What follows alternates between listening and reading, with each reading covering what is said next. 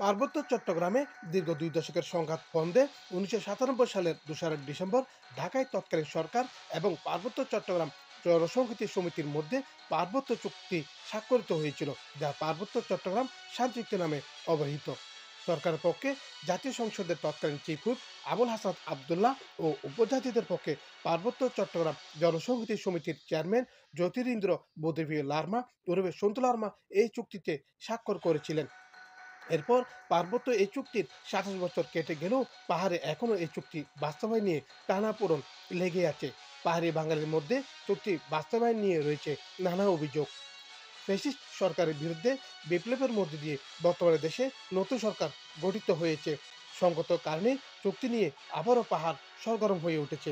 একদল চুক্তি বাস্তবায়ন না হওয়ায় হতাশার কথা জানালো, অপরপক্ষ বলছে চুক্তির বৈষম্য দূর করতে হবে। পাহাড়ে বসবাসরত বাঙালিরা বলছেন বৈষম্য বিরোধী বিপ্লবের মধ্যে দিয়ে দেশে নতুন সরকার গঠিত হয়েছে।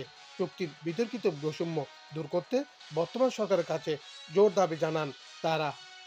কিন্তু চুক্তির 27 বছর পার হলেও আমরা দেখতে পাই পার্বত্য চট্টগ্রামে আজকে শান্তি প্রতিষ্ঠিত হয়নি। এর কারণ পার্বত্য চট্টগ্রামে সেই শান্তি বাহিনীর সন্ত্রাসীরা যে অস্ত্রগুলো জমা দেওয়ার কথা ছিল সেই অস্ত্রগুলো তারা জমা দেয়নি, এবং জমা না দেওয়ার কারণে তারা বর্তমানেও পার্বত্য চট্টগ্রামে অস্ত্রের মাধ্যমে চাঁদাবাজি করছে এবং মানুষ খুন করছে, এবং নিরাপত্তা বাহিনী সেনাবাহিনীর কর্মীদেরকেও তারা হত্যা করতে দ্বিধা করছে না।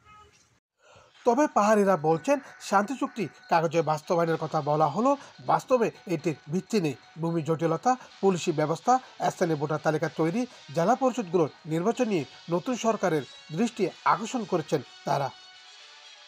যেমন 3টে জেলা পরিষদ, এগুলি আমাদের কনসেপ্টটা ছিল এরকম, আমাদের আইনের মধ্যে এরকম আছে, চুক্তির মধ্যে এরকম আছে। এগুলি হবে নির্বাচিত পরিষদ, যারা সেখানে প্রতিনিধি থাকবেন তারা সরাসরি নির্বাচিত হবেন, জনমতের দ্বারা তার প্রত্যক্ষ ভোটে নির্বাচিত হবেন। কিন্তু এখনও পর্যন্ত নির্বাচন এখানে হয়নি। ভূমি সমস্যার সমাধান, ভূমি সমস্যা, ভূমি কমিশন গঠিত হয়েছে ঠিক, কিন্তু ভূমি কমিশনের যে কাজগুলো যেটা করা দরকার সেগুলো তো দেখা যাচ্ছে এই তার কোনো মানে যে গতি ঠিক সেরকম উল্লেখযোগ্য কোনো অগ্রগতি বা যে কার্যকলাপ সম্পাদন হওয়ার কথা সেগুলো আমরা দেখতেছি।